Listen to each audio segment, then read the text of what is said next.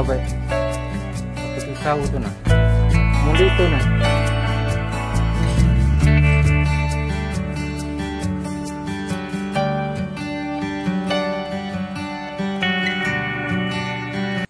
Selamat siang teman-teman semua, salam dan sejahtera selalu.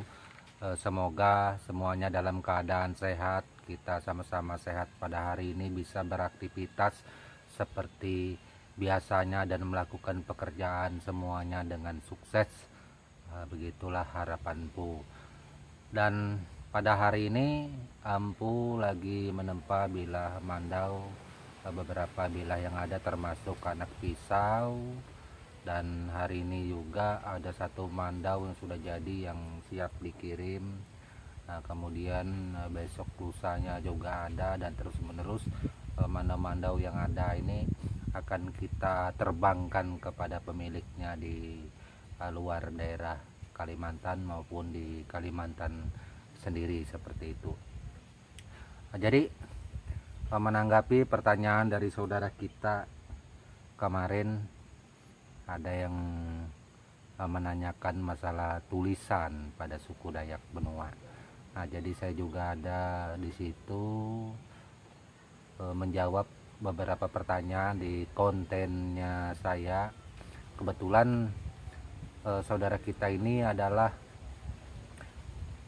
berasal dari Kutai Barat sepertinya. Itu, dan bertanya, katanya Ampu, katanya Dayak Benua tidak punya tulisan, tetapi bagaimana dengan kalender, dengan papan ketika Dayak Benua? Di situ kan ada semacam tulisan, dia bilang seperti itu. Nah, jadi seperti ini. Sebenarnya kalau tulisan, kita Dayak Benua memang tidak mengenal tulisan. Itu. Tetapi kalau simbol-simbol yang mengartikan sesuatu yang mengandung arti, itu kita banyak. Seperti papan ketika. Ada seperti tanda kali, ada seperti tanda huruf, kurang paham saya, yang bengkok seperti ini, berlawanan arah. Maka itu merupakan simbol. Simbol ini dapat diartikan apabila dia berlawanan arah, berarti itu tolak belakang. Itu apabila dia gambar kepala, berarti pada hari itu ketika kita jalan kemana saja atau menghadapi lawan di dalam hutan, atau melakukan peperangan atau melakukan pertempuran, maka kita pada hari itu akan gugur karena kita dalam keadaan yang tidak berkepala. Tetapi kalau ketika musuh yang tidak berkepala, maka kita akan menang, melawan atau menghadapinya di dalam pertempuran itu. Dan apabila itu ada gambar semacam 0, berarti hari itu kemungkinan kita tidak menemukan apa-apa, janji itu lepas, atau ada kepalsuan di dalam janji itu, kita tidak mendapatkan sesuatu hasil apapun. Kira-kira seperti itulah gambaran untuk papan ketika. Jadi itu simbol ini hanya ada di papan ketika. Tetapi di luar papan ketika apakah ada? Ampu kurang tapi tahu juga, kurang tapi paham juga. Setahu Ampu di papan ketika aja yang ada seperti ini. Seperti ujung senjata, dari situ ujung senjata itu kan kita harus berhati-hati. Pada hari itu kemungkinan kita akan menghadapi masalah besar. Nah, ini gambaran-gambaran daripada papan ketika yang ada. Papan ketika ini di dalam bahasa Dayak Benua menyebutnya dengan ketika bajau. Apakah ketika bajau ini dipakai oleh Benua saja? Tidak. Ketika bajau ini dipakai oleh Benua, dipakai oleh orang kita Tonyoy atau Tunjung, dipakai oleh orang kita Bentian, dipakai oleh saudara kita Tewoyan juga yang berada di Kampung Lingau. Nah, seperti itu di zaman dulunya. Ketika bajau ini bukan berarti mengarah kepada suku Bajau, tetapi hanya adanya kesamaan di dalam penyebutan ketika papan ketika ini dengan suku Bajau. Jadi jangan sampai saudaraku salah memahaminya bahwa ketika Bajau itu berarti suku Bajau ini, Empu. Bukan. Itu hanya kesamaan di dalam penyebutan, satu ke arah suku, satunya penyebutan sebuah papan ketika atau papan bilangan. Nah, ini hanya sebagai simbol, saudaraku, semoga saja bisa dipahami. Kalau untuk tulisan, kenapa saya mengatakan Dayak Benua tidak mempunyai tulisan? Sumpamanya kalau Dayak Benua mempunyai tulisan, pastinya seperti tulisan-tulisan Sanskerta yang berasal dari India. Seperti mengisahkan kerajaan-kerajaan. Itu kan itu tulisan. Itu atau Dayak Benua ada tulisan di situ bilang selamat datang di Kampung Mancong. Anda berada di wilayah Kecamatan Tanjung Ngisui. Nah, ini kan tidak ada tulisan-tulisan yang seperti itu. Jadi Dayak Benua tidak mempunyai tulisan, tetapi hanya mempunyai simbol-simbol. Nah, jadi cerita-cerita yang ada itu digambarkan selain melalui simbol, digambarkan melalui sebuah ukiran, melalui sebuah pahatan. Nah, jadi pahatan-pahatan, ukiran-ukiran yang ada ini yang bercerita tentang sesuatu atau peradaban yang telah lalu. Seperti salah satu contoh yang berada di Kecamatan Silungurai, terutama di atas kampung atasnya Mea Tibisa, itu ada sebuah gambar patung seperti ini di atas batu. Itu konon menurut orang Dayak Benua, keyakinan atau kepercayaan Dayak Benua turun menurun, bahwa itu adalah patung Ayus yang ketika itu dia bunyi Benua itu mempak atau dia membendung agar Silu tidak lewat pergi ke hilir. Tetapi kenyataannya di dalam peristiwa itu Ayus tidak dapat menghalangi kepergian Silu. Silu membawa 2 ekor ayam, ayam jantan dan ayam betina, dan milirlah Silu sampai melewati beberapa kampung yang ada, kita katakanlah kampung pada saat ini atau benua, sampai terakhir Silu melewati yang konon dulunya disebut dengan sebelum ada kerajaan jahitan layar, Silu melewati daerah Tasik. Itu sudah masuk ke Tasik, artinya sudah masuk ke lautan lepas. Nah, inilah peristiwa antara Ayus dan Silu seperti itu. Nah, jadi untuk bercerita masalah Ayus dan Silu, konten Empu sebelumnya sudah bercerita, ini panjang lebar. Silahkan saudaraku cek, cross check di dalam video Empu ini ada sekitar 500 lebih video. Nah, ini bermacam-macam cerita di sana, tetapi yang lebih banyak diceritakan yaitu tentang masalah mandau kerja, mandau tempilan, parang, serta lain-lainnya yang menyangkut di dalam kegiatan atau tradisi yang dipakai oleh kami atau kita suku Dayak Benua di dalam turun temurun seperti itu. Nah, jadi selain hal ini, ada juga teman-teman atau saudaraku yang bertanya masalah tentang Tunjung. Kenapa Empu jarang sekali bercerita tentang Dayak Tunjung, Empu, atau Dayak Bentian, Empu? Sebenarnya seperti ini saudaraku, untuk dipahami agar diketahui, meski Empu spesifik bercerita tentang masalah Dayak Benua saja, tetapi di dalam Dayak Benua itu sudah menyangkut Tunjung, Tonyoy, sudah menyangkut Bentian, sudah menyangkut Towoyat. Karena sama aja itu antara benua Tunjung, Bentian dan Towoyat itu sebenarnya adalah orang-orang yang boleh Empu katakan meski dia berbeda penyebutan sukunya, tetapi adalah orang-orang yang sama, tradisi, budaya, segala hal-hal lainnya itu sama, nggak ada bedanya. Yang membedakan hanya dengan Tunjung atau Tonyoy sedikit, karena dari dialek bahasanya itu yang agak jauh sedikit dibanding kita. Tetapi di dalam tradisi, kesenian, tarian, budaya, serta hal-hal lainnya itu ada, itu sama. Nah, semuanya. Bahkan pembelian pengewara itu kadang-kadang dari benua dipakai untuk di acara Tunjung, dalam acara Kuangkai atau gugut tahun. Nah, itu seperti itu juga dengan di daerah Bentian. Nah, ini bergantian seperti ini. Nah, dari kampung ini memakai ini, dari Dayak ini memakai ini, ya seperti itulah kejadiannya yang terjadi antara suku kita, seperti itu.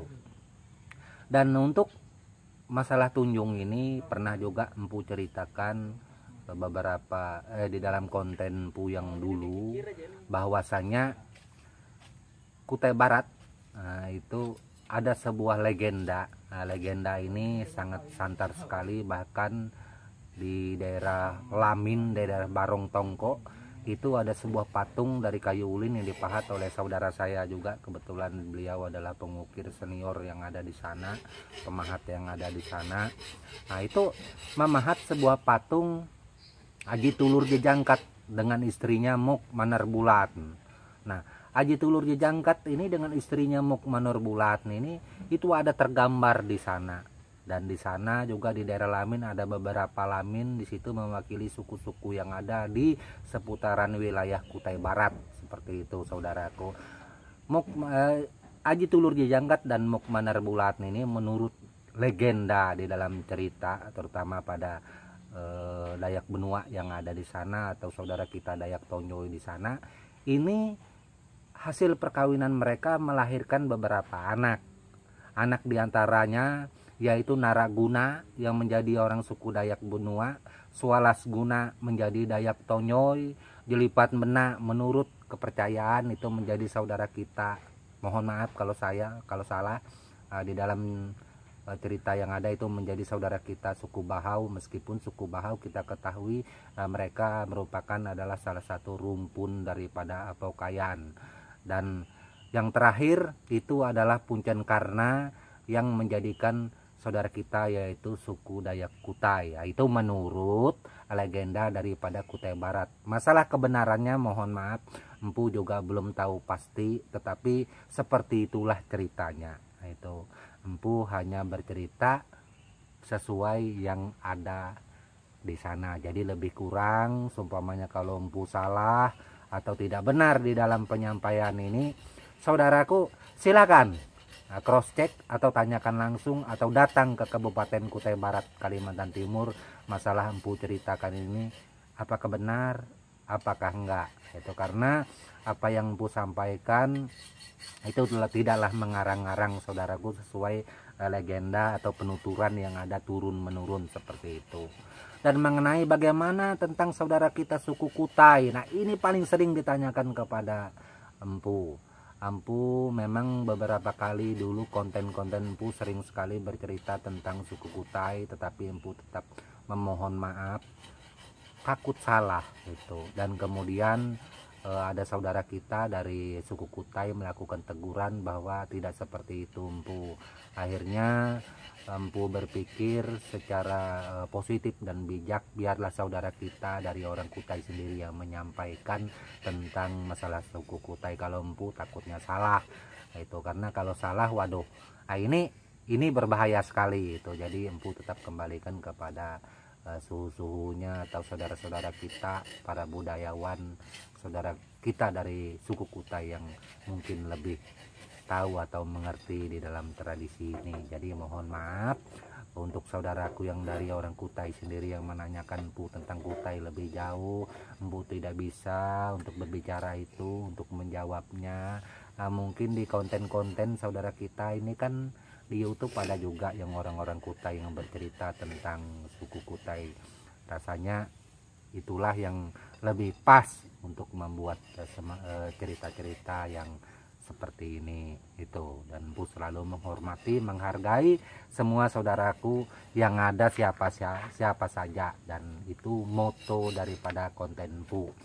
Konten empu juga sering empu selalu meminta maaf apabila di dalam penyampaian siapa tahu salah atau benarnya itu belum tentu benar.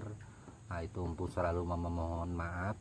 Seperti apa yang empu ceritakan ini, apa yang empu sampaikan ini, jangan ditelan mentah-mentah, jangan diyakini atau dipercaya. Bisa saja empu salah itu, tetapi di dalam empu salah, saudaraku bisa tanyakan ke pedalaman langsung bagaimana tentang hal tersebut. Di sanalah yang lebih tepat, karena akar seni, akar budaya itu berasal dari Kutai Barat.